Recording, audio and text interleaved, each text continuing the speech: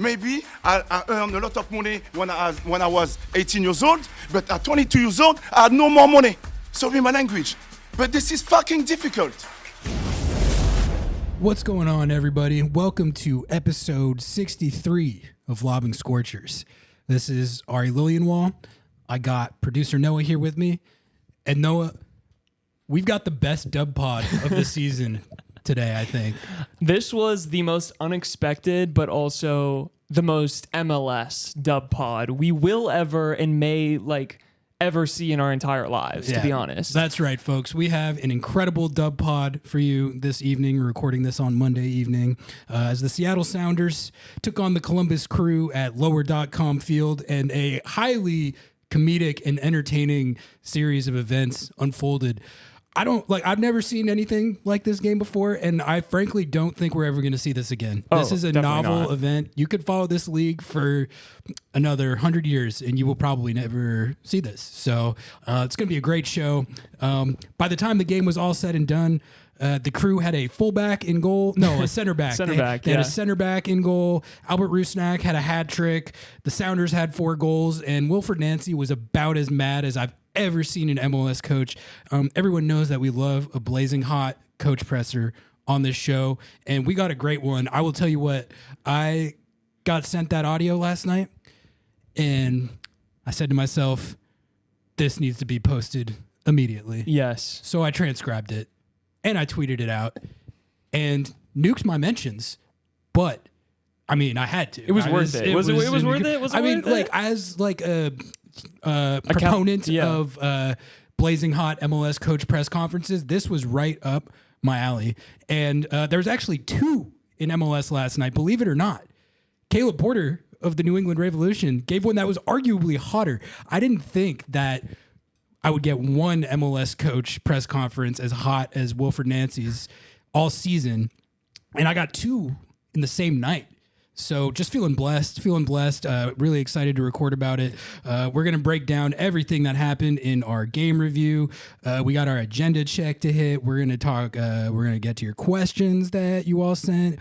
And there was a couple other games around MLS last night. And we're going to hit very briefly some U.S. men's national team punditry. That's right, yes, the fraud squad, the U.S. men's national fraud squad was back in action. We're not going to give them too much time because they did not really do much to merit it, but we are going to talk about their friendly versus Canada. So yeah, it's going to be a great show. I think this might be our best ever show, man. I really just can't wait. For me personally, regardless of how this sounds, this could be the worst audio you ever hear. For me personally, this is it.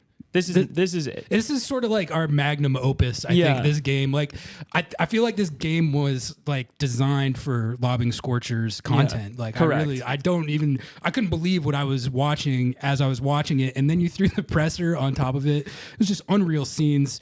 So yeah, we're going to dive into our game review shortly. But before we do that, I wanted to let you know that Lobbing Scorchers is a part of the Sounder at Heart podcast network. If you want to get the best independent Seattle soccer coverage, consider supporting us by going to sounderatheart.com/LS. That's sounderatheart.com/LS. Scroll down to subscribe and support to get 30 days completely free. Every sign up through our link helps support and grow this show. No, I kind of liked it when you did the names on the last one. You want to hit? Should I go for it again? Well, see, I wasn't even prepared, but don't you worry. See, the reason I did that is because I wasn't prepared either. So I got it saved right here. You got that bookmarked. I had it bookmarked, Ari. I'm prepared because when the call comes, I'm there to answer. As always, yeah, we really appreciate all our subs. Love you guys. Noah, rattle off the list. Our list is getting extra long. We are at 30 right now, so let's start it off here with Kenneth Wade, Joey Pasquinelli, David McCoy, Owen Mason, Daniel Pavado, Samuel Fout, Ian Mitchell, Christopher Smith, Norm Bontier, Thomas Martin, Greg Hoker, Chris Maley, Andy Hill, Mike Lentini, Norm Bontier, David Rodriguez, CJ and Miles Marinakis. My nephews. There we go. Mark Ottinger, Zach Heckman, David Pope, Brian Morton, Clara Berger, Robert Singh, Tyler Nakatsu, Steve Hudson, Choska, Patrick Sexton, Aryemar, John Hatmaker, Imani Bach, and Justin Walker. Folks, who will be 31? What's a famous 31? I don't know. I was just trying to think of that. I don't know if there is one, but either way, the drive to 31 subs, we just need one of you out there to go to sounderatheart.com/LS, subscribe under our link, and that helps us out so much, and we love all you guys who have already done so. And also, as always, if you are listening to this and you haven't done so yet, please subscribe to the Lobbing Scorchers YouTube. We're doing pretty well on there still. We're on the drive to 550 subs. We hit 500 before our last show. So help us on the drive to 550. It's going to be such a fire show tonight. I think we're going to rack some YouTube subs off this. But thank you to everyone who's helping us grow on that platform. And shout out to our new audience on there. These video pods that we've been doing have been doing pretty well, like better than I expected. And For sure. We appreciate you guys also drop it in the comments section, even though it's a lot of the time to cook us. That's fine. We're here for it. Yeah, we're here for it. In fact, I think we were going to address a disgruntled comment. There's a couple, it seems like every episode there's a couple disgruntled commenters. But sure.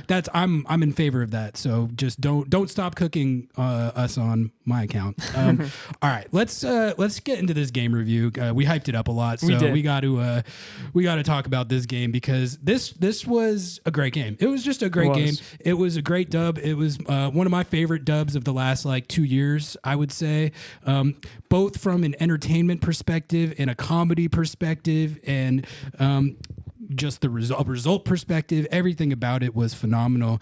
And that shout out to the Columbus crew. That's the first thing I'm going to say about this, because they delivered this content by employing an interesting strategy before this game. This is a new tactic. I haven't seen many, if any, MLS teams ever do this. On their game day squad, they did not have a number 2 goalkeeper. They went into this game with just one goalkeeper, Abraham Romero. Who?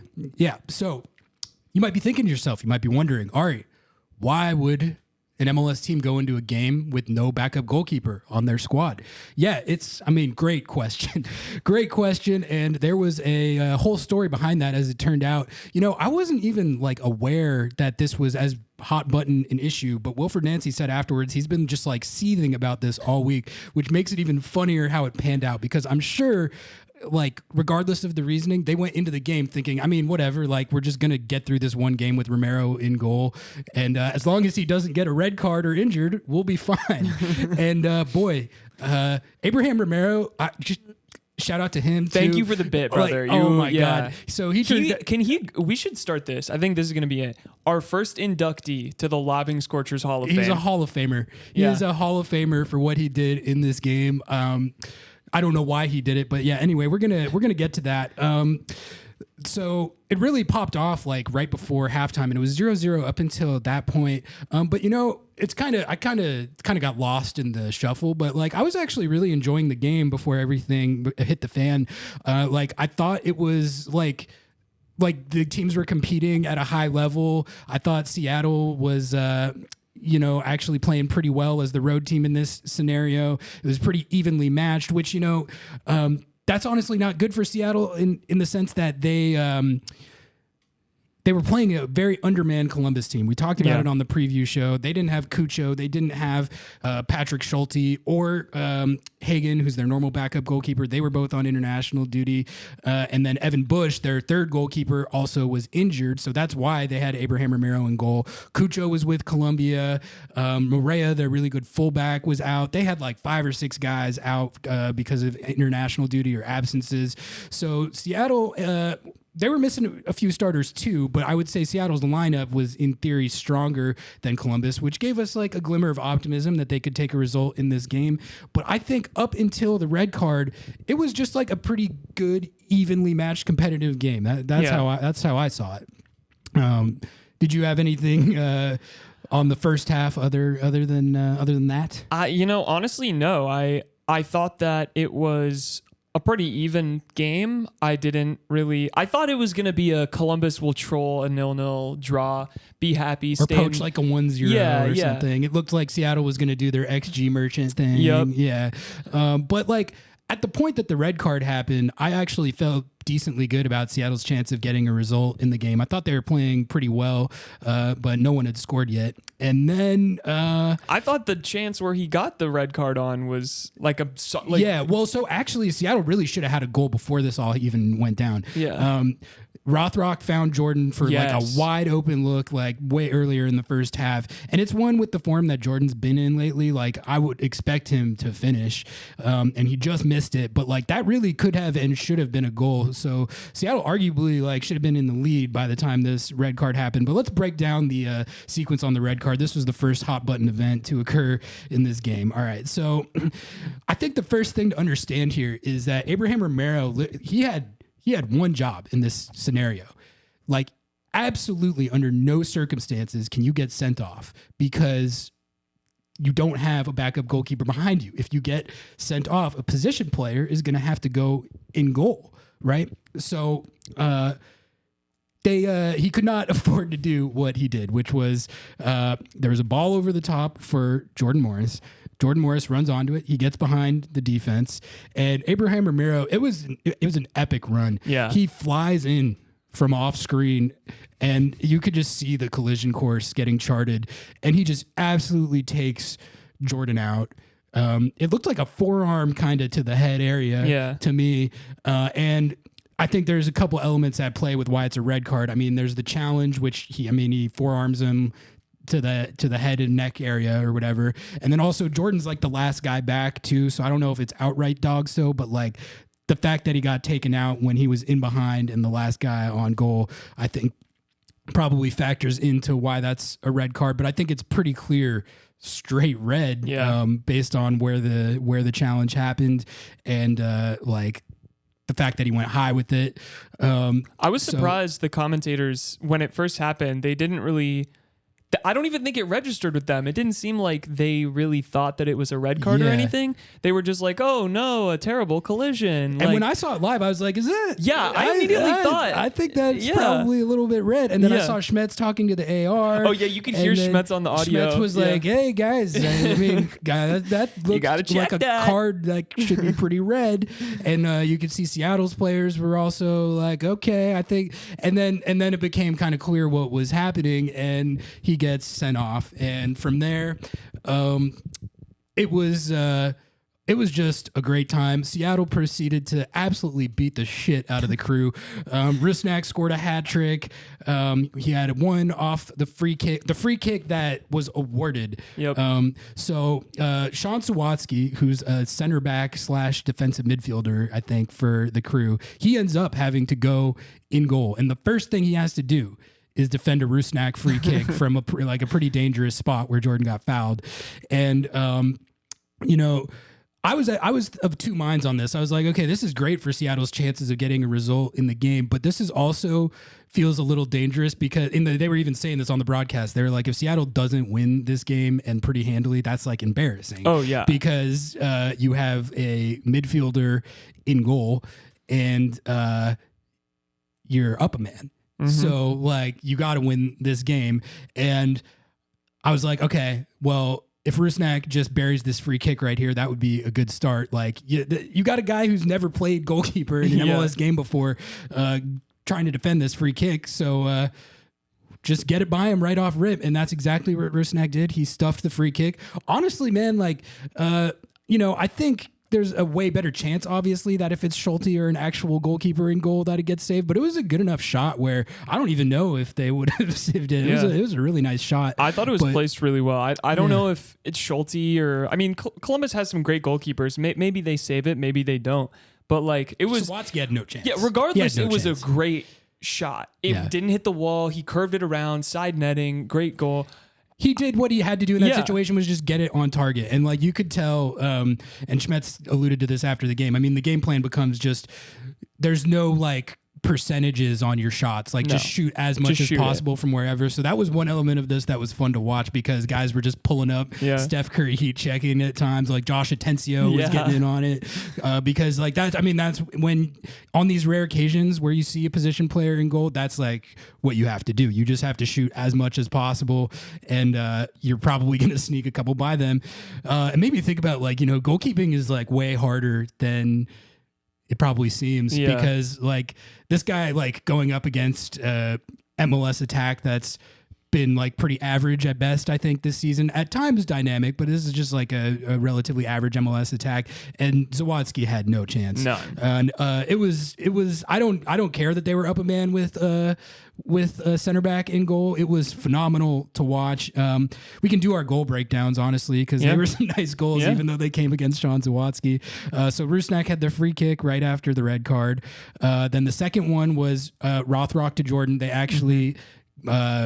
Redemption. They redeemed the one that they missed. Well, that Jordan missed in the first half. God, Rothrock, I wish Rothrock really should have had 2 dimes. He should have had 2 dimes in this game. And really, canonically, he has 2 assists in this game. He's somehow he's like a deep side character in this game because of everything else that happened. But Rothrock was cooking. Yeah, he was. This was like probably one of his, if not his best game, like from front to back. So he assisted on the second JMO goal. Then the third one, you had Rusnak again from. It was one of his shots from outside the box, assisted by Atencio, I believe, for 3-0. And then the last one, I mean, this basically just became like a training ground drill. Yeah. Like that's what it looked like when they're going against like the practice dummies or just like the drill they do before the games at Lumen where they're just like crossing it in they're and just shooting blasting it. That's basically what it turned into. That's what this last goal from Jordan to Rusnak looked like. But the finish was nasty. It was a nasty finish. I'm not gonna lie. He the way he like turned. He like lasered it off the outside of his foot. It was like and nasty. I think Jordan's assist was outside of the foot too. So I mean, well taken goal. Obviously, had a center back in goal, but it was still like it was just so funny to watch because of what happened with the red card and everything. Wilfried Nancy after the game gave his press conference, and like I said, I got sent that audio. And should we just play our favorite parts right here? Yeah, we'll just laser this in right now. Take a listen to. Would you say? Top contender for most Blazing Hot press conference of the year. Easily. Yeah, so again, we lost the game tonight, obviously. And my plan was to talk about a few stuff already, win or lose. I'm going to try to be coherent because this is not for me. Yes, we lost today. Obviously, I'm not happy with that. But I'm not happy also about the lack of understanding of clear situations. So I'm going to explain myself.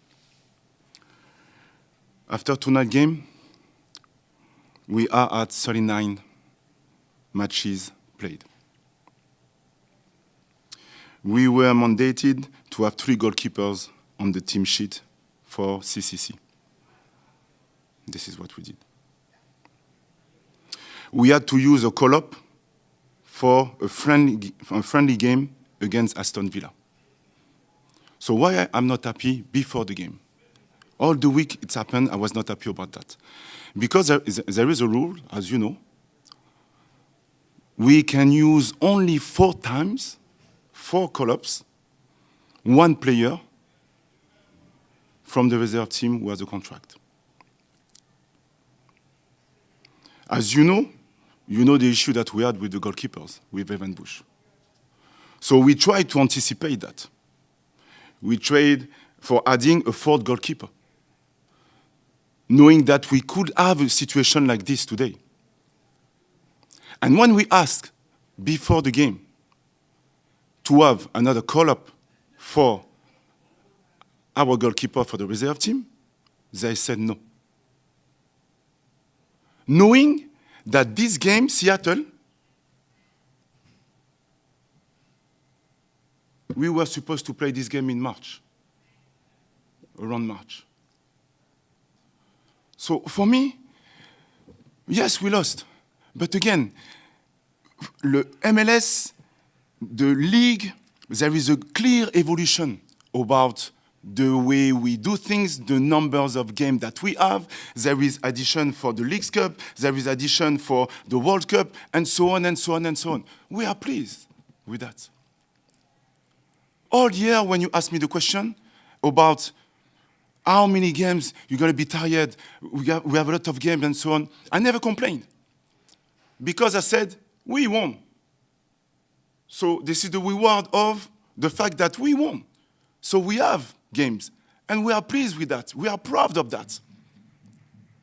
But I cannot understand when there is a lack of coherence with a simple rules that why we don't use a call-up when we do the friendly game, the preseason game.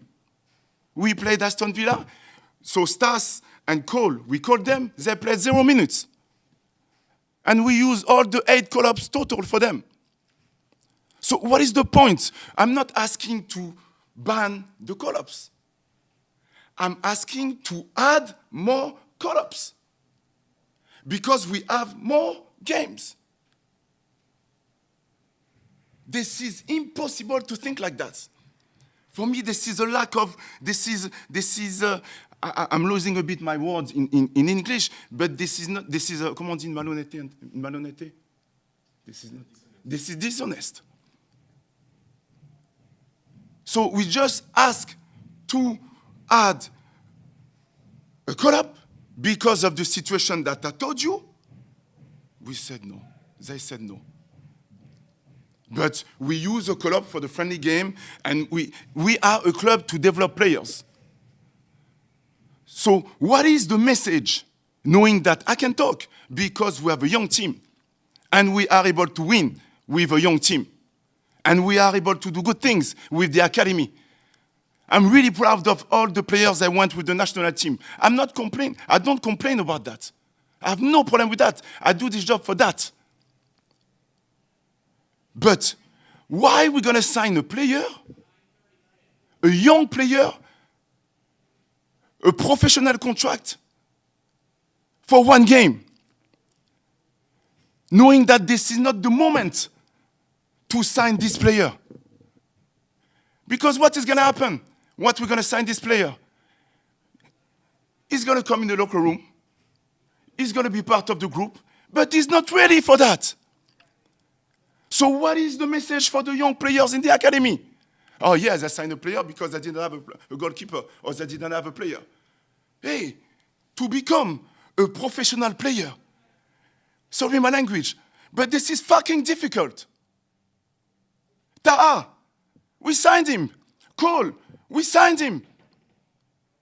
But there is different pathway with that. Cole, we had to loan him.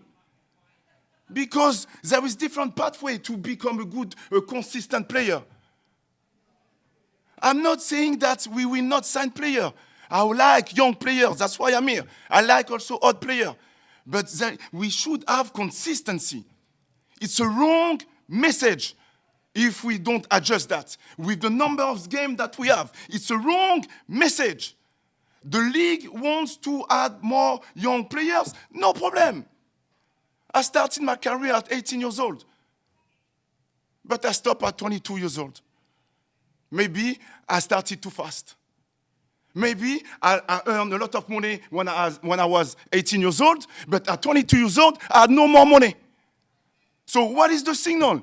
So we're going to sign a player to give him a good salary at 18 years old or 17 years old? Instead of winning $30,000, we're going to give him a salary of $80,000. He's going to be happy, but at the end of the day, he will not play. There is different pathway for few players. So, le CBA, they have to understand that. And I'm not upset because we lost the game. I was upset already before the game, all week, because this is not coherent. So yeah, that was Wilfried Nancy. I mean, he cooked. Yeah, he cooked. He absolutely cooked there. But let's talk about our reactions to this press conference. This is what I'm excited for because there is a lot of... let's talk about why he's mad, first of all, and just what happened with this rule. I think this is important to understand, to like get the full context of everything that happened here. Yeah. But I mean, I'm going to try and keep this as simple as possible because I think it's a situation, it's one of those situations where people can overcomplicate things sometimes, and a lot of people are getting super in the weeds with the technicalities of the rule. And Jeremiah cooked. Jeremiah cooked hard because like when Jeremiah feels like that there's an erroneous point being made and he wants to disprove it, like he will go 2K words on your ass. And that's exactly what he did on Sounder at Heart. Go read that for the breakdown of the minutia of it, because like I can't really explain it any better than he did. Just even the headline, roster mismanagement led to the Crew having no backup goalkeeper. Right, Banger. exactly. That's a banger. And also it goes against what a lot of the conventional wisdom in the narrative. You know, everyone in this situation likes to be like, Wilfried Nancy was speaking truth to power and sticking it to the man, and the league is like screwing Columbus over and all that. And Jeremiah just systematically took apart all of those arguments. So the national pundits were definitely carrying water for the Crew. Yeah, I mean, okay. So, but like I said, I'm gonna keep my kind of take on this right now, like as base level and simple as I possibly can. And basically, well, you are an MLS shill. We gotta, exactly. But like, okay, so what happened was there is this rule. It's like basically a hardship rule where when you're playing over an international break and you already have like an injury and guys that are absent, you can call players up from your like reserve side and take that spot for like one game and then send them back down. And the thing is, you have an allotted amount of times that you can do that in a given season. And we're going to talk about why that rule is in place, but there is a reason behind why that is a rule. And the Crew used up all of their allotted times that they could do a call-up like this. And why they did that is subject to debate. I don't know if they did not like understand the rule, or if they didn't know the limit, or they thought, like Wilfried Nancy was saying, that they use call-ups for the friendly against Aston Villa.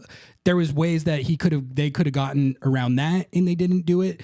And on top of that, like even with the reality that they used up all their allotted call-ups, they could have gotten a number 2 goalkeeper on the roster for this game through multiple other means, which Jeremiah breaks down in his article.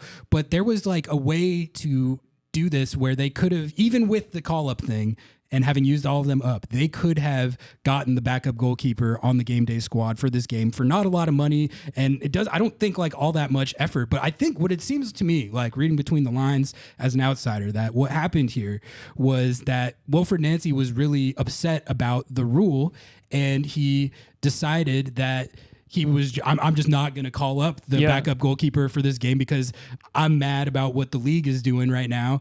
And we're going to get through it because I'm going to tell my goalkeeper to just don't get a red card. Yeah. And also, like, it's the Sounders. Yeah, it's the Sounders. What are the real, we're at home. What are the real odds that the goalkeeper is going to get injured? That, you don't see that all that often. It could happen. And if it does, we'll deal with it. But well, you already have the PR narrative right there too. So exactly. Like you can fall back on it if you do lose the game and that happens, and you can use it to soapbox for your thing about the rule. Yeah. So I think that's what happened here. Yeah. But Sean Zawatsky, he did what he could. He did what he could. He was competing out there, but he really, like I said, he really had no chance. But I don't know. Let's talk about like Wilfried Nancy's points of contention here, because like this could have been prevented easily. This could have been easily prevented. Easily. Am I taking crazy pills? No, I don't think you're taking crazy pills. I think that it's very clear that there was a calculation made, right? There always is with coaching. They were either going to spend the money to sign a free agent goalkeeper, which they could have done for no more than $10,000, or they could have rode this one out with one goalkeeper, soapbox it, and complain because the thing that they hitched their wagon to, which was this short-term loan deal, was the only thing that they really thought to do, which they already knew they were not guaranteed to get this approved or not. So it's 100% on Columbus, and I totally understand the frustration from Columbus fans as well. Like, if I'm the Columbus Crew and I'm a fan and I'm sitting there, I'm like, we really lost this game because our goalkeeper was a defender, yeah, that sucks. And you lose the best part. They're basically out of the Shield contention now. Right. So yeah. like they were playing for like to stay in the Shield race with Inter Miami. Yeah, so I think with all of that together, as a fan, totally understand if you're mad. If you're Wilfried Nancy, you should be embarrassed. You fumbled the Shield because of your own mismanagement and because you either wanted to make a point or because you just didn't care enough to try different options. They could have signed someone in the hours before the match, made him be available for the game day roster, sat his ass on the bench, or even started him for one game, and you're good. You're good to go.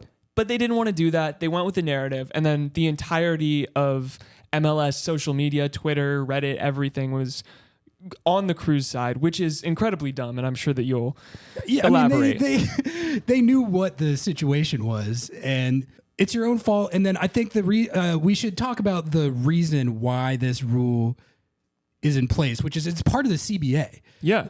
That was negotiated by the players union and the league.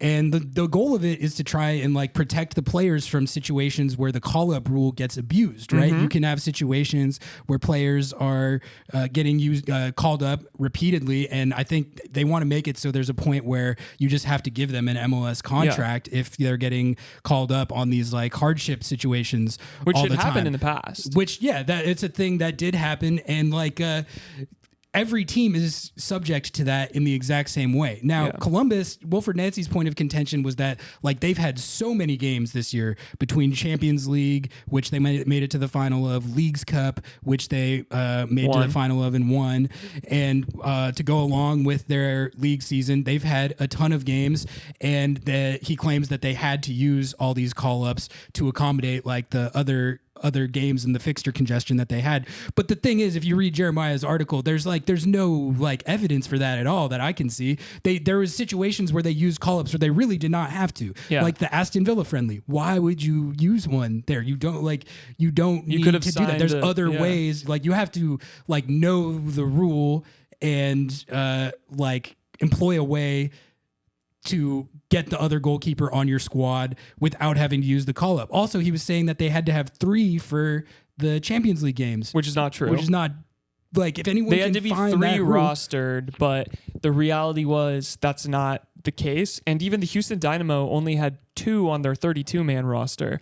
You had to have 3 on the 32-man roster, but the game day roster, which is what those call-ups count for, you only need to have 2. Yeah, so I don't... It's again, like... That's on you. That's not on the league. No, and like, I'm not like a big rules stickler kind of guy. Like I'm all for sticking it to the man or whatever. But it's the opposite of sticking it to the man. But like, you're sticking it to the player. Yeah. But also, it's like if you adjust these rules just for one team, then like, do you not have to? You're kind of setting a precedent that the rule is like flexible, and that other teams are going to be like, well, wait a minute, why don't we get? So I think that's why they're trying to like. It might seem like they're being hard asses about it or sticking to it overly rigidly, but like I really don't think that's what it is. I think it's a situation where if you have this rule that's in place in the CBA, you're undermining the CBA that you negotiated if you start giving exceptions like that. So this didn't happen to any other team. This is the only team that I've ever seen this happen to, and they're not the first team to have fixture congestion with Champions League and Leagues Cup either. Yeah, and it didn't happen to anyone else. So, like I said, man, it's your own fault. Well, it's just incredibly dumb too, because you are essentially making an argument that the rule where you shouldn't be able to call up a player on a $10,000 salary, playing him like he's an $80,000 minimum player. That's stupid. Like if the league minimum now is like what, 81, 82,000 a year. The league minimum in Next Pro, I think you can just go by game check. So it's like the idea that you could essentially skirt around roster rules and restrictions by just pumping your Next Pro team and then just doing these small call-ups. That's dumb. That's dumb. And these rules are in place for a reason, to protect the players so they're not getting, abused. And I thought it was even funnier because he's like, well, why would I sign a goalkeeper he's young. Not They're ready. They're not ready. Then why would you bring him up to play for the first team 4 times? 4 call-ups, right? 4 different call-ups. You brought him up. What's the difference? What's the difference? Yeah, it's a good the question. Short-term loan versus that, what's the difference? I wanted to talk about some of the discourse in the aftermath of this because Crew fans were like way more mad. So they were salty. way saltier about it than I was even expecting. You know, if this happens to my team, like I would honestly be irritated with the club first and foremost, but I would be like, you know what? I mean, we kind of got owned on that one. We owned ourselves on that one. Our coach owned our own team. That's tough. On to the next one. I mean, Columbus is an MLS Cup contender this year. It does. I do understand what you were saying. Like it's, it sucks that this happened to them like in the middle of the Shield race. But you know, that's like I said, that's like your own fault. But like, there's a lot of talking points going on. There's a clash between Crew Twitter and Sounders Twitter that I kind of just took in from the sidelines. But there's a few points that I wanted to bring up. And you know, if there's any Crew fans out there, go ahead and cook in the comments. It's fine. Go for it. Go for it. But okay, so there was at least one take, potentially more, of like the sentiment that Seattle, like, oh, Seattle, you should be super proud of bamming on a backup or on not even a backup, on a center some back, random dude, some random dude in goal. Like there's this like notion that Seattle was like flexing on the dub or like overly proud of it, which I don't really think is the case at all. You know, I mean, speaking for myself, but I think most people from the Seattle perspective of this would tell you that I don't think anyone's more or less proud of this dub than any other dub. It's more from the comedic value of the fact that like Columbus is a much better team than Seattle this year, and they're in the Shield race. And they literally what Columbus did in this situation is they just took the 3 points that were up for grabs in this game and gift wrapped them and just handed them to Seattle. So I think most people in Seattle are just like, okay, I mean, we'll take those 3 points if you don't want them, I guess. There was more takes that were like the Crew, like, you know, Seattle is just about this like regular season dub. The Crew are about trophies. Oh, that was so funny. I mean, that maybe like I think they're used to being able to say that, and it like it hits. It hits like they can hit that with LAFC or FC Cincinnati even, like, which is their biggest rival. Like I think that's their talking point for FC Cincinnati fans. Seattle, I mean, that doesn't hurt us. No, like they kept bringing up 2020, and I was like, guys, I legitimately don't know what you're talking about. Well, there was not an MLS Cup MLS Cup in 2020. It didn't happen that year, so I don't know. I don't know what they're talking about with that either. But like either way, I mean, I'll take Seattle's trophy haul over the last few years over Columbus's. I'll take it over literally anybody because it has CCL in it. Yeah. So like that just doesn't really make a lot of sense. I mean, you can, if you want to go with the talking point that it's like past glory and Seattle is mid now, which was another talking point that got brought up. That is true, but that's exactly why it's funny. Yeah. Because we know that Seattle is mid better than Crew fans know that Seattle is mid. They're coming from that perspective by looking at the table. We're coming from that perspective having watched every single game this entire season and dating back to last season. So like that's definitely not news to us out here. Yeah. But like that's the reason why Columbus actually had a chance of taking points in this game if their goalie hadn't gotten a really stupid red card and their coach and organization had the foresight to like not use all their call-ups so they could have had a backup goalkeeper for this game, which they didn't. So like I really frankly don't understand what like the whole point of contention there is. Like I said, I mean, I think from the Seattle perspective, it's just like your opponent screwed themselves over and gave you like the easiest 3 points of all time, which is hilarious in a situation where like Seattle had a stronger lineup out there than Columbus did, and Columbus was still playing him pretty much straight up. I thought they could have actually gotten at least a point in this game if they hadn't done that. And this is another point that I forgot to mention. I don't know, I'm going off here, but like it's another point that I forgot to mention, which is that like the none of this is an issue if he doesn't get that dumbass red card. Yes, exactly. Thank you. Thank you.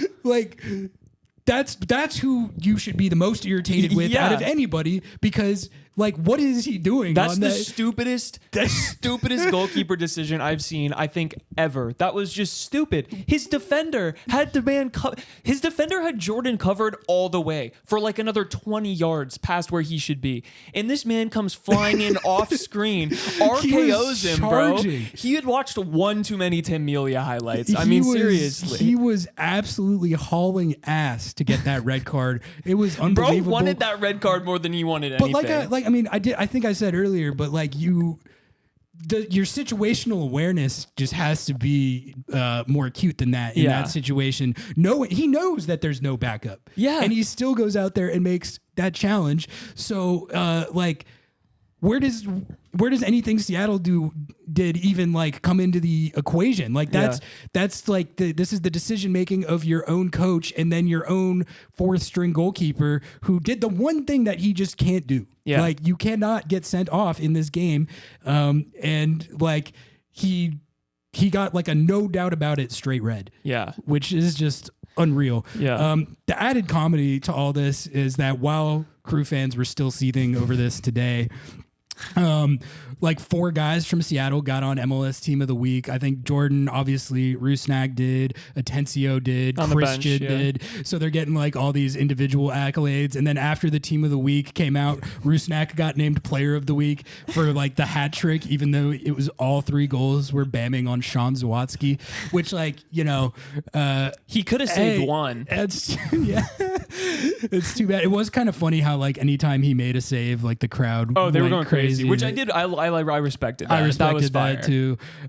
So anyway, all in all, just an awesome series of events. I loved every second of that game post red card. You tweeted the Mike Tomlin meme. That's how I feel like. Yeah, we do not care. We do not care. We do not care about the the extent to which the Columbus Crew believe they were wronged by MLS in this scenario. Like the Columbus Crew did this to themselves. I was just shocked they weren't blaming the catering. Honestly, right, I thought that every time it's always something. It's always something. Yeah, that's the other thing that upsets me is like Columbus fans, man. Like I kind of get where Cincy's coming from. I defended you though. I propagated your conspiracy theories about getting poisoned in the CCL final. I was on that train, and I even propagated the take that if you hadn't gotten poisoned, that you would have won CCL. I'm off that now. Ooh. You guys got boat raced in the CCL final. Get wrecked. Get bammed on. Get clapped. You got absolutely bammed on in this game. That's unfortunate. It's really too bad. But it was fun for us to watch. Yeah. But it's really probably the most blazing hot discourse day of the season. The transcript that I tweeted of the press conference, my mentions were a tire fire. So I think that was like put in like 40 different internet articles too. Like I think that tweet was embedded everywhere. I do want to say one thing too. Yeah, Cook. I tweeted out someone quote tweeted me because I tweeted "You're welcome, LAFC," because as we know, we have this new contingent of LAFC fans. I'm peso pluma to them. We've bridged the gap a little bit. And so they obviously don't like Columbus. They couldn't get it done against Columbus. And so we had to, a real team had to get it done against Columbus. So I just tweeted out, "You're welcome, LAFC." That set them off so hard. You were deep in the trenches, and you were not taking the high road. No, and not at all. And so someone quote tweeted me, "Seattle fans define success differently." And I was like, all right, this is perfect. So all I said is, "This is correct." And I posted a picture of the Crew losing the CCL final next to the picture of the Sounders winning the CCL final. Yeah, exactly. And it's like, dog, come on. Like that whole talking point of like, oh, we play for trophies and like you play for the regular. Like there's a lot of clubs you could say that to, and I think, like I said, I think they're used to saying that. Yeah. This is not like a. That has, you have nothing on that. Yeah. You have nothing on that. Seattle's trophy haul over this last era is better than yours. That's correct.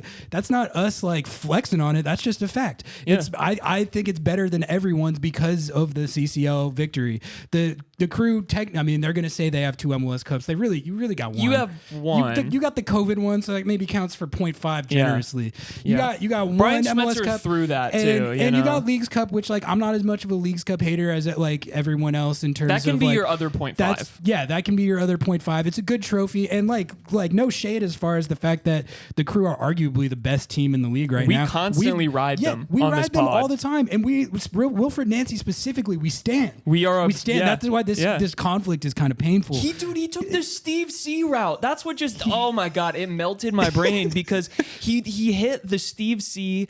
It's the roster build. There's not enough. Blah, blah, blah. I was like, please, Wilfried, you're too good. You are too good You're of the a best coach to in hit the league. this, You're bro. the best coach in the league. He hit the coward button, and I can never forgive him for that. Honestly, it's like there is a lot of arrogance that was at play here. Yeah. This was like we disagree with this rule and the way that it's being enforced. So to make a point, we're going to go in this game like smarmily with one goalkeeper and not use the mechanisms we could have to have a second one because we're above all this kind of vibe, right? Yeah. That's like what was going on here. And they got owned for it. Yeah. They got cooked. Destroyed. They cooked themselves. Yeah. And that is the most beautiful part of all of it is they did it to themselves. And out of the Supporter Shield race, which is just even better. And get bammed on out of the Shield race. No Shield for you guys this year. No Shield. Sorry. You gift wrapped Seattle the 3 points in this game, and you gift wrapped the Shield to Inter Miami. You may as well deliver the Shield to Inter Miami personally. Yeah. You may as well. Or even Cincy. Like, Cincy could come back potentially and hit that. Like, how funny is that, man? How funny is that? And also, like, guys, why would we not celebrate that? That's hilarious. I think Columbus fans just don't understand how glorious it is being on the other side of it. Yeah. Like, honestly. If they were in our position, they would definitely. Exactly. Yeah. Like, if the roles were reversed, I would like to think that I would look at it more rationally than their fans. I think we would look at the be. roster stuff more rationally. Us, not everyone online. No, exactly. Like, I think the Seattle fan base as a whole, it would probably be just like exact role reversals. But like Columbus fans, I'm telling you, like, you're probably never going to get to experience this just because I don't think any fan base is going to get to experience like this exact scenario ever again because no team is ever going to go into a game without a number 2 goalkeeper ever again. I've never heard of a professional team willingly doing that. It's crazy. That is crazy. Like, I don't care what righteous point you think you're trying to make about the unfairness of the rule. You are putting yourself in a pretty dangerous situation where exactly what happened to them could happen. That can happen. Players get red cards and players get injured. And if you don't have a backup on the roster, especially for a goal, like a field player, you just can plug someone in and gut it out. But a goalkeeper, like, you end up with Sean Zawatsky in goal. That's what happens, man. That's what it's called. Taste of your own medicine. It's tough. It's tough. It was their Icarus moment. They flew too close to the sun. They thought they were the shit, and they aren't. Yeah. They got the shits again. So.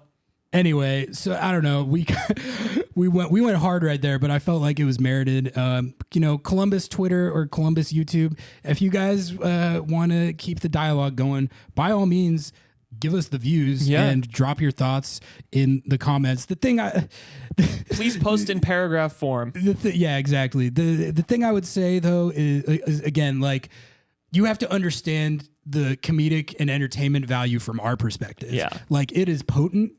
And like, if you are high out of your mind if you think we're not going to laugh at this and revel in it a little bit, right? Because like I said, the fact that Seattle has been a mid team this year and Columbus is the standard of the league right now is exactly the point of why it's funny, right? Like that's like, you can use that as a dunk, but that's literally the reason why the content hits so good for us. Yep.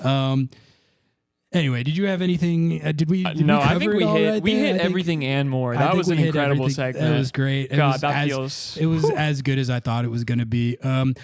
One thing I wanted to let you know, Noah, is that this was actually a hot game for the anti-Rusnak brigade. Because I did see this. So you would think it's counterintuitive to think that a game where he scores a hat trick that they would be out and about. And honestly, I think I've come to like this sort of good understanding with the anti-Rusnak brigade where they disagree with how I rate the player, but like we have good rapport ultimately over it. But they were actually out in full force because it was sort of like a lob over the plate for their narrative of like, see, he cooks when it's like bot squad. When it's a bot squad, when it's Sean Sawatsky in goal, but look at the LAFC game. He didn't do it against LAFC, but he did it against Sean Sawatsky. So it actually fueled the brigade. I did see this. Which, I just think there's two different ways to look at that. Like I'm a more optimistic fan by nature, and I try to have more fun with it. And the way I honestly look at it is when you're given advantageous circumstances, your job is to capitalize on it. Like what Seattle could not do is give Columbus any hope at all in this game. And they did a good job to take full advantage of the situation from the very first kick of the game when the game restarted. Yeah. Rusnak stuffs the free kick, like leaves they were thorough. They left no doubt about it. They absolutely bammed, which obviously not that hard to do playing against a 10-man side with Sean Sawatsky in goal. But like it would be way, way worse of a talking point if they didn't do that, right? Yeah. Like, so I give credit for taking advantage of the advantageous circumstances to Rusnak and for the team as a whole. That's exactly what that's how you handle it as a professional in that situation. Yeah, no, I agree. Listen, the anti-Rusnak brigade out there knows. They've even added me into the group chat. Sorry. Yeah, you told me that. That's crazy. That's crazy. They respect. I'm not joining that chat, by the way. But I'm glad that Noah's in there. We respect each other's differing opinions. We're like the UN out here for our anti-Rusnak brigade. But honestly, man, he did everything he needed to do. I don't really give a shit who you're playing. If they're a bot squad, you should bam on 4 goals, and he did. And it doesn't really matter because the goals were sick as hell anyway. They were sick as hell. He was torturing Sawatsky. Yeah, like it was a little bit. It was like sad to watch almost at one point. Like that last goal that he hit on him. It's just like, bro, you have you could be in there and face that shot 100 times. You're not going to save it once. Like you are so chalked. You are more chalked than any soccer player I've ever seen. Like not through no fault of his own. Like I said, I actually kind of admired like how Sawatsky did out there. He was competing, and after Rusnak bammed the first free kick, he was like laughing. He was like, okay, here we go. Yeah, here we go. Like I guess this is what we're doing tonight. I thought that I was going to be playing CB like I always do. And now I'm out here facing a free kick from their DP10. Like, all right, pile it on, boys. And they did. With respect to the rest of the league, Albert Rusnak, 18 combined goals and assists. You know who has 19? Cucho.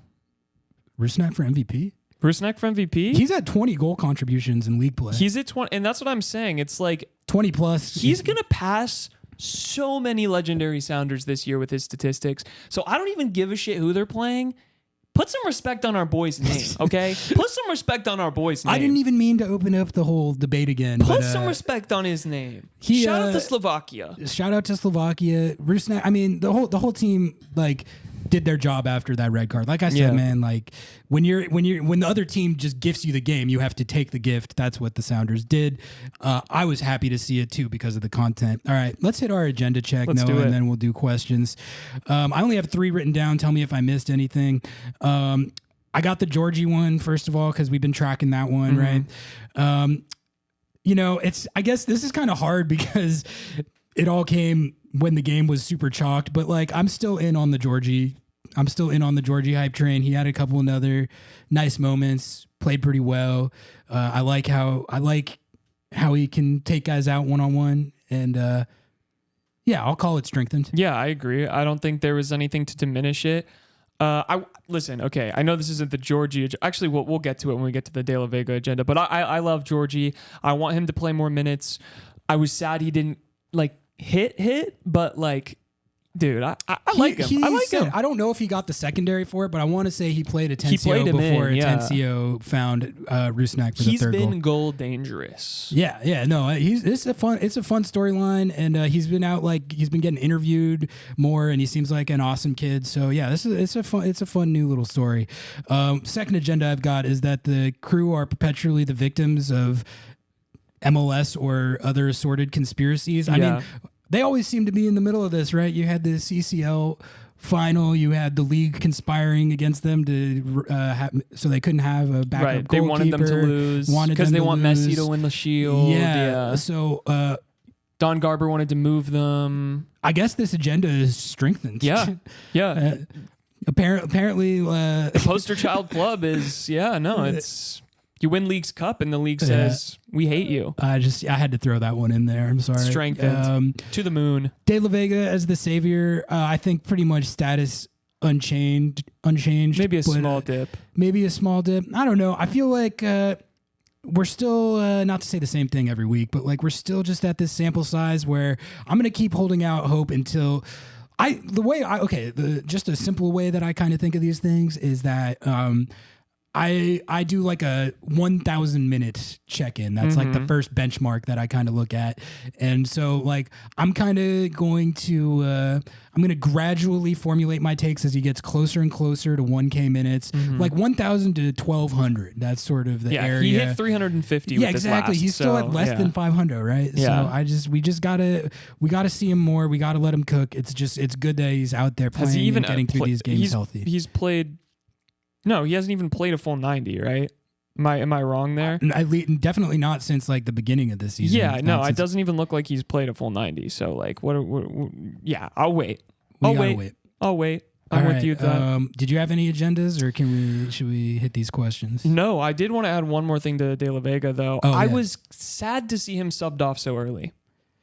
Yeah. How'd you feel about that? I mean, like they're gonna do what they think is in the best interest of keeping him healthy and keeping him fit. So I just feel like he could have gotten one, like even an assist, and I just think that would do so much for his confidence. It's true, in this, but also like at the same time, you could argue that like once you're up 3 goals, especially, like you can kind of just coast and you can take like guys who might be at injury risk or like I was kind of surprised to see Jordan and I think Rusnak was still out there. Yeah, they were out there. So I don't know if that was just like I said, it kind of became like a training drill at a certain point. Like I don't think anyone was even sweating in the second half really. But that would be like the counterpoint. Yeah, no, I see that. I want to see him play so bad, and I just want him to get. Yeah, I feel it. I want him to get his second goal or first assist because that man could be good, but we don't know. Questions? Yeah, let's hit these questions. What do we got? Thank you to everyone. Yeah, who submitted. The whole thing mentions cooking, all of that.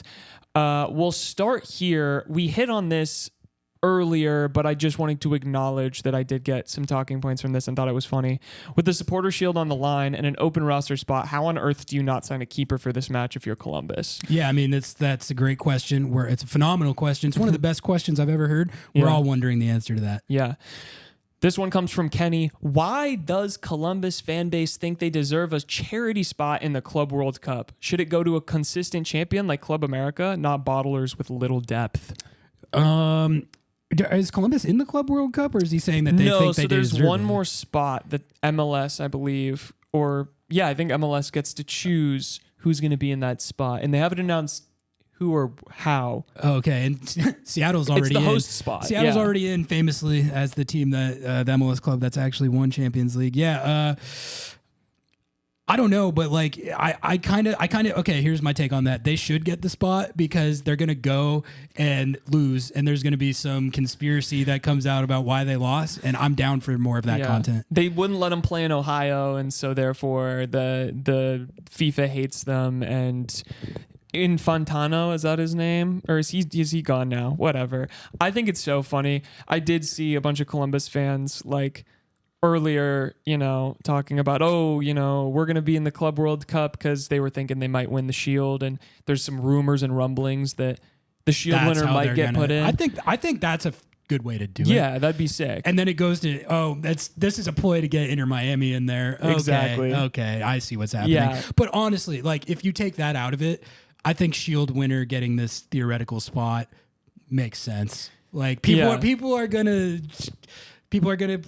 get their tinfoil hats on with that, and I think there probably is an element of forcing Messi into the competition. But like, I think it should be the Open Cup winner. Yeah. So it would be The Open Cup runner-up. I want Sporting Kansas City in the Club World Cup. So I mean, okay, it would probably be yeah, exactly. That's a good take. This one comes from Kenneth Wade. Thank you for subscribing, Kenneth. Considering the infinite number of ways this game could have gone, what is the likelihood that this is the absolutely most comical possible outcome? That's a great question and great point. It was absolutely the most comical possible outcome. Like I said, I still can't believe how blessed we are with how that game went. I was watching the game by myself, and I was literally laughing out loud during the second half. Yeah, no, and I couldn't stop. And after the red card, when I realized Sawatsky was going in goal, I was like, bro, there's no way. Yeah, there's no way that they did this and then got their goalkeeper sent off. No, it was like there is just no way that they did that. And the best part was, the commentators were hinting at this all game. They wanted this shit so bad. This was like commentator crack for them. I wanted it, but like, I didn't think there was a way that we would actually get it. Yeah. You know, like I was like, oh, that's kind of like they noted it, like you said on the broadcast. And I was like, okay, that's kind of weird, but like, what are the odds that the goalkeeper is going to get injured or sent off? Like, not that high. I really did not think that we would be blessed as such, but lo and behold. So good. God, this is just, I'm still like smiling ear to ear. We're on cloud nine if you guys can't tell. Yeah. So if Columbus owns LAFC, but LAFC owns the Sounders, how likely are we to win the MLS Cup? Say that one again. If Columbus owns LAFC, but LAFC own the Sounders, how likely are we to win MLS Cup? It's a good point. Pretty likely. Yeah. Pretty likely. I think, we just have to hope that LAFC gets knocked out, right? And then it's anything can happen from there. I mean, you might have to play the Crew in the MLS Cup, but like all you have to do is get their goalkeeper sent off. They're not going to have another one. Which like we've done it before, so This one comes from Spirit of 74. Does this match support Taylor Twellman's agenda of Sounders only smash on lesser teams, or are the Sounders really cooking right now after getting cooked? I mean, like, you definitely can't like make judgments on whether they're cooking or not on a game where they were bamming all their goals on Sean Sawatsky. But like the thing is, like the only beat bad teams agenda, we probably should have put that in agenda check. Yeah. We can just talk about that right now. The only beat bad teams agenda check is unfortunately going to be strengthened because yes, Seattle bammed in the game, but everyone who wants to poke holes in it or asterisk it can just point to the whole goalkeeper Sean Sawatsky debacle. So unfortunately, there's not all that much of a counterpoint to that. Yeah, no, I agree. I think that was like the most strengthened agenda of all of them in this past week. It's a tough thing to admit, but you know what? You can only play the people in front of you. And we still beat Columbus. I don't really care. Really care, Ari. I mean, get bammed on. Exactly. Get bammed on. Get smoked. Get smoked. Absolutely. This one comes from Rhett. Looking ahead, is it happenstance that the WWE wrestlers are in town the same weekend as Sporting Club professional wrestling enthusiasts? Wait. Oh. Sorry, I read this wrong. WWE's in town next weekend too? Oh, we should go to that. Dude, we need to get this. Oh my God. That's awesome. Good shout, Rhett. Thank you, Rhett, for pointing that out. We should go dressed as Tim Melia. Ooh. Should we, if one of you watching is going to WWE, if you send us a photo dressed up, just like even wearing a Sporting Kansas City shirt, anything, Venmo you some $10. Go for it. That could buy you one beer probably. All right, this one comes from Wicked Wise. Beyond just the goal contributions, is it safe to say that this will be Albert Rusnak's best season of his entire career? What about Jordan Morris's? I mean, statistically, this is Rusnak's best MLS season, I think. Even going back to the guy had some really good productive seasons for Real Salt Lake, okay? But I mean, I think the way he's playing this year and just the output that he's producing right now, like, assuming he stays on the same track for the rest of the season, he might have like a 10-plus goal, 15-plus assist type of year, which is, I mean, that's a great year. And, people are going to say that the hat-trick goals don't count because it came against Sean Sawatsky. Not true. They still put those on the stat sheet. They do, Ari. They go towards his stats, and they most certainly do count. So get out of here with that. They count. I'm preemptively Well, they stamping did that that. one out. They did that for They did Jordan that- last year. They did that for Jordan and Leo Chu in that game. That's not how it works. That's not how it works, folks. They count. I honestly like another anti-Rusnak brigade agenda is that he's only cooking this season because it's a contract year. I don't think that's true. I think that he's finally settled into the position that he's playing and has a really good connection with Jordan Morris. And I think Jordan Morris has a really good connection with Albert Rusnak. And I think also, I thought Roldan Christian played great in this game as well. So Christian and Atencio. I wanted to shout him Atencio out. as well. Atencio Yeah, had a good game. So I think honestly, at the end of the day, this will be it already is Jordan Morris's statistical best season of his career. Correct? Did he pass his goals? No, I don't. He had 12 goals as a rookie. He's on 11 right now. But if you add in the Open Cup goal and he scored a few in Leagues Cup, like he is cruising across all comps. So but their numbers across all comps are both excellent. Like you can just look at the stats. All right. We'll call it right there for questions. Again, thank you as always to everyone who submitted and gets the discourse flowing. You can always blow up my mentions if you want, and maybe I'll see it, maybe I'll respond. Anyway, you all are much appreciated. All right. Should we get into some USMNT punditry real quick? Ari, I'm ready for more Schadenfreude. All right, yeah, we're not going to spend a whole lot of time on this, but I did want to report that the U.S. men's national fraud squad was back in action with a friendly against Canada and got bammed on. Emphatically bammed on by Jacob Schaffelberg, first of all. Canada had like 11 MLS players. That's pretty funny. Yep. But the main reason I wanted to bring this up was because have you been like following Jesse Marsh's press conferences after the game at all? He talk about a cooker. Talk about a guy who's in a pressure cooker. Every time they ask him about like the U.S. job and if there was any like conflict or strife about taking this job or if he wanted the U.S. job, he just goes, no. I don't want that job at all. It's a complete like joke of an organization, basically. I'm paraphrasing, but he's like, I'd like the way it's run. Like I'm not, I want no part of that. I'm way happier to be here. I feel like this is a better job. Like I'm vibing with this team. I don't want it at all. And I just think that's so like funny how blunt he is about that. And then I'm also like cook, Jesse. Cook. Like you're right. Like I would take your job over the U.S. job too right now. Yeah. Team's better. People have been calling me a traitor on Twitter because I was celebrating Jacob Schaffelberg bamming on a bunch of Euro frauds. I'm basically a Canada fan at this point. That's what I'm saying. I'm basically a converted Canadian. Like I like Jesse Marsh. Yeah, like I like Jesse Marsh. Their team's better. It's more fun. They're better. They're more fun strikers. to watch. Give me Jonathan David and Kyle Larin over Balogun. Yeah, all day. And it's like it's so funny too. Also, like honestly, watching that match, I thought it was hilarious how poorly Tim Ream played. Tim Ream played like a bot. He played like a Euro bot. I didn't really watch that much of the game, to be honest. Well, that's okay. Tim Ream. This is good punditry. Tim Ream basically gave away 2 goals, and I think that it's funny because it's like obviously I'm a very pro MLS narrative guy, but the fact that like Charlotte just signed him goes against. But like I don't count it yet because he hasn't hit 5 matches for Charlotte, so he's technically still a Euro fraud. That's Tim my Ream, take. Fulham legend. Yeah. Yeah, the Jesse Marsh pressers are funny, and also it's just like, I call them the fraud squad somewhat in jest, but like they're actually bad. It's not. It's and you know what's messed up about it is like I really do still think that there is talent in the pool in a way that like we probably haven't had in past generations.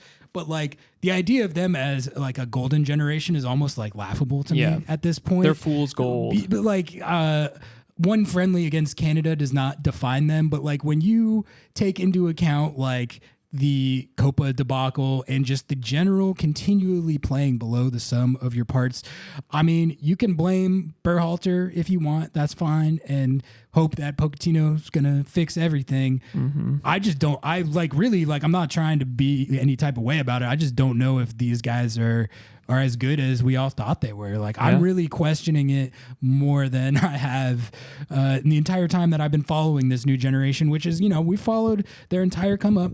And I was a big, like, when they were dominating Nations League, I was as much of a proponent as their upside as anybody. Balogun made you find God. Yeah, exactly. We literally did a whole episode where I talk about how he made me find God, and it's really, for me, it's honestly unfortunate how much it's deteriorated, and that's why I joke about it, like, to cope. Yeah, no, So- I agree. And honestly, like, now that I've always despised the USMNT fan base just because of sorry folks, I'm gonna cook here.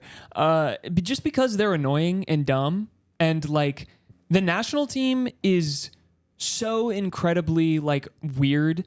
I don't understand how you could like be a fan of only the national team. It's odd to me. But even more than that, like the fact that they will literally just hate on a player for no good reason and then find some 12-and-a-half-year-old guy who plays in the Netherlands who has his dad has a US passport, and they're like, guys, okay, I made this highlight reel of this 12-and-a-half-year-old, okay? Hear me out. I think he's going to be the next guy. We got to call him in. And then they're like, oh, Jordan Morris having the season of his life. If he ever touches the field, I will commit a crime. Yeah, well, the bots are their own type of interesting little subculture that they've got going on there. I don't really I don't engage with them much, if at all, anymore. I know you still like to poke the hornet's nest from time to fun time, a little bit. but like the one thing that I think what I would say about that is the kind of saving grace is that like when the national team is not doing well, they get upset, and that's funny. Yeah, 100%. That I'm always there for that content. And also, I'm going to celebrate if the U.S. do well. Yes, I am shameless. We get to I have it no both shame. ways. We're gonna have Correct. our cake and eat it too in that way. Correct. I agree. There's really not much to talk about with other results around MLS. Seattle was definitely like the main character last night. Like Yeah. that whole game, they were the stars of the show. Houston and LAFC and Vancouver Dallas both were 0-0 draws, and DC beat Chicago. Benteke took the Golden Boot lead, I think. But I'm not That even would be gonna, so good, dude. if he wins it Yeah, for if this he like wins- mid-ass DC side. Yeah, that would be great. Yeah. But like, I'm not even going to do winners and losers because there just wasn't like a lot going on. And really, we won. We did win. We won. Like, not, and I don't mean the Sounders. I mean us personally. specifically. Yeah. Personally. Yeah. Ari and Noah, winners section. We won. We're the winners for Matchday 31. I wanted to talk about Caleb Porter's blazing hot presser. I don't know if you saw it or I retweeted the transcript. Yeah. It was incredible. So Caleb Porter, honestly, man, it was about as hot, if not hotter, than Wilfried Nancy's, which, like I said, to have two of these in the same night was unbelievable. He was mad because New England tied St. Louis City 2-2, and there was a penalty kick call that Caleb Porter should have gotten. He thought that New England should have had a penalty kick.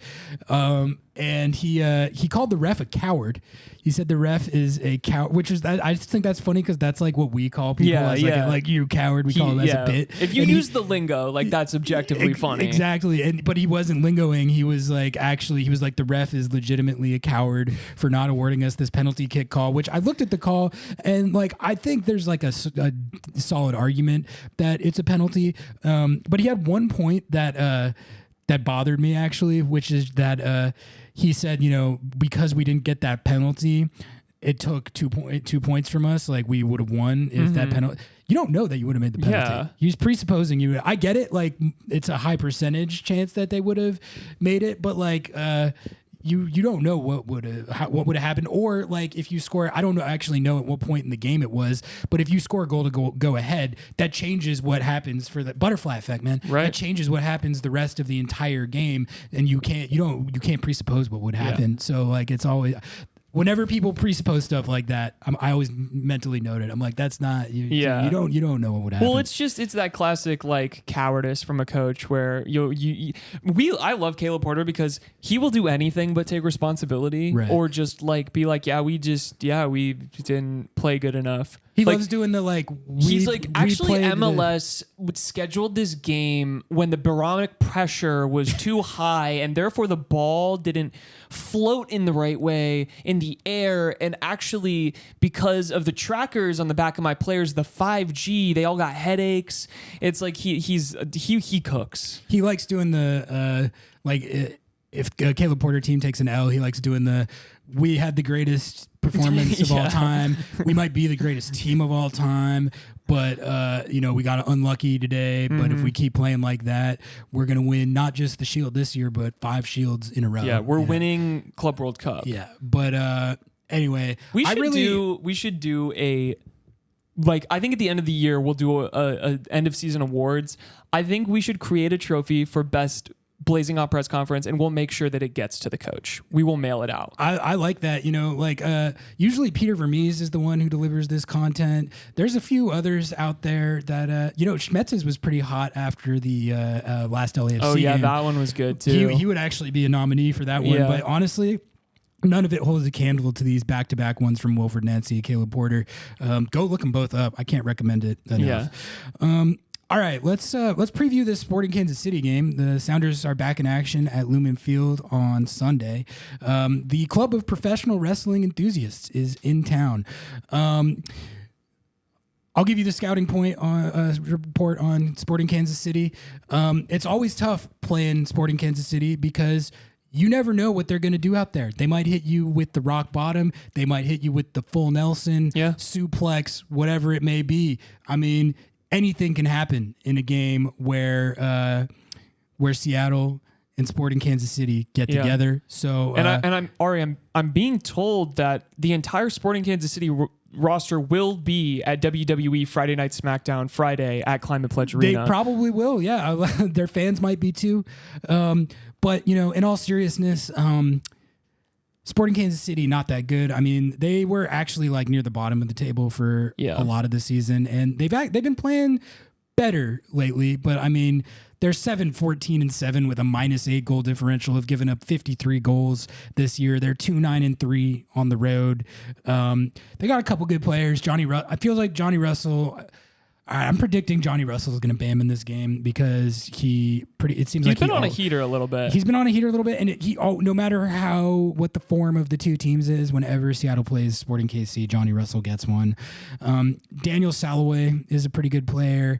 Alan Polito, he's been hurt a lot this year. I don't even know if he's available right now, but if he is, he's a decent MLS number 9 when he plays. He just doesn't play that much. Yeah. So there are guys in attack that can hurt you, but this team does not defend very well. They've conceded 50+ goals.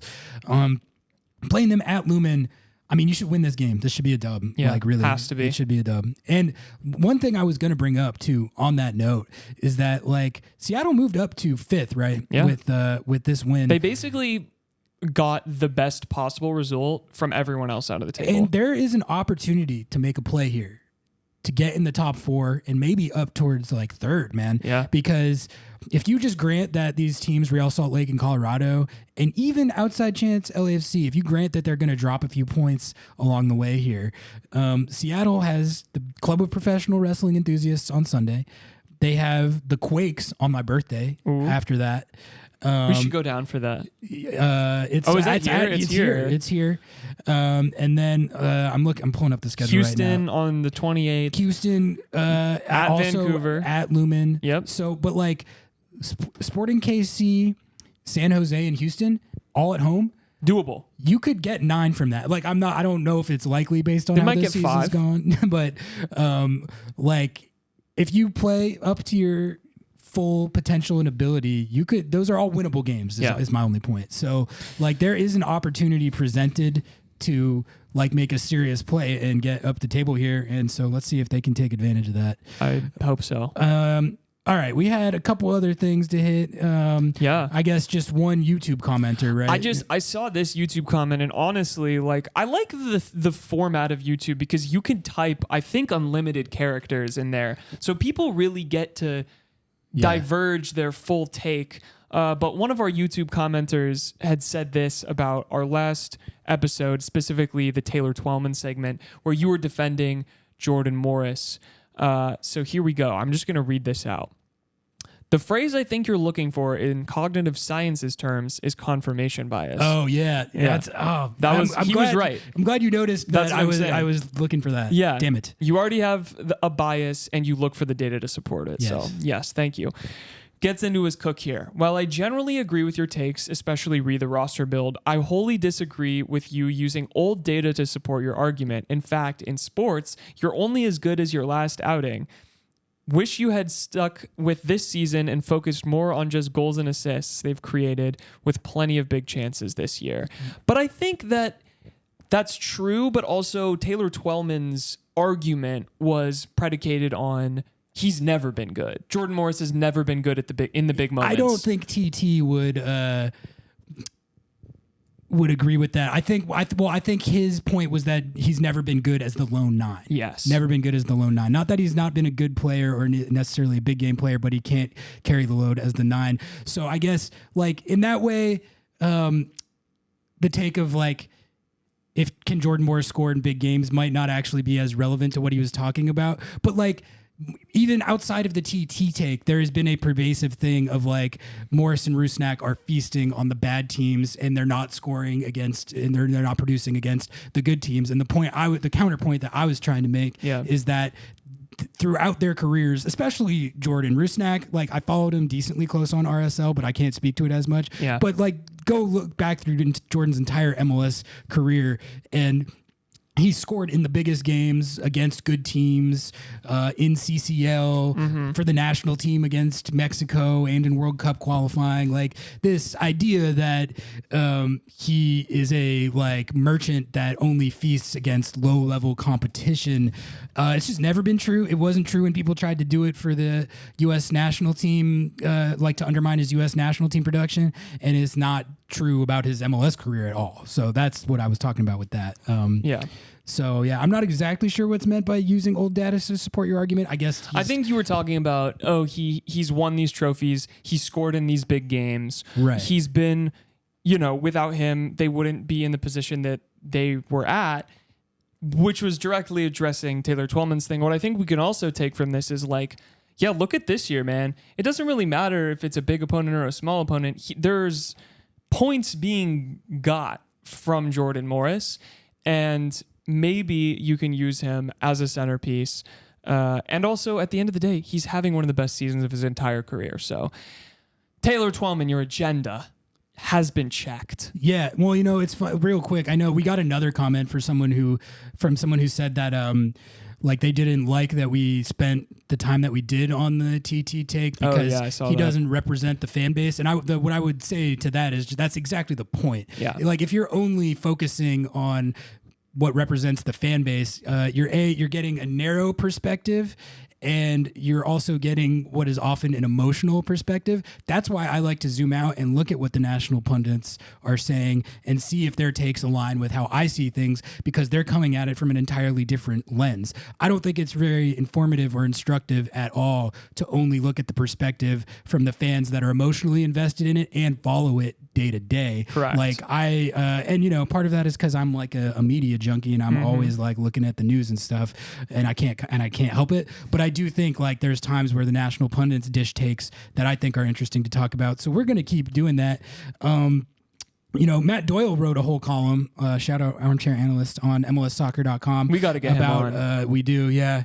It's like a new era of what it's going to look like for Seattle. I can encourage everyone to read it because, again, he's been sort of a proponent of like that the Craig Weibs wait and see approach and not cooking in this transfer window right away was actually like the right way to approach the roster build, like considering the De La Vega injury and the fact that they don't know what type of running mate to sign for De La Vega because they don't even know if he's good or going to be productive yet. Yeah. So like there it's just, you don't have to agree with it, but like these are good points, guys. Like these are things that Craig Weibs and like the organization, like you don't have to agree, like I said, with them not signing anybody, but it's stuff that they would be irresponsible not to think about. Like they just would. And so that's not defending the approach to the transfer window at all.